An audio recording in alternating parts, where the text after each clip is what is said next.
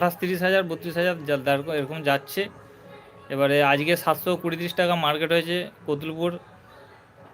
সোমবার দিন বন্ধ থাকবে 26শে জানুয়ারি, মঙ্গলবার, অর্থাৎ আশা রাখছি যে সোমবার কিছুটা হলেও ঊর্ধ্বমুখী হওয়ার সম্ভাবনা রয়েছে। এবারে আরও একটা কথা বলি যে আমরা যেটা ভাবছি যে পাঞ্জাবে বৃষ্টি হবে আর আমাদের দক্ষিণবঙ্গে আলুর দাম বাড়বে, বা দিল্লিতে বৃষ্টি হবে আমাদের দক্ষিণবঙ্গে আলুর দাম বাড়বে, সেটা না হওয়ার চান্সটাই হয়েছে। যদি ইউপিতে হয়ে থাকে বা ইউপিতে যেটা হবে বলছে 26, 27, 28, তাহলে কিছুটা আমাদের দক্ষিণবঙ্গের লাভ হবে।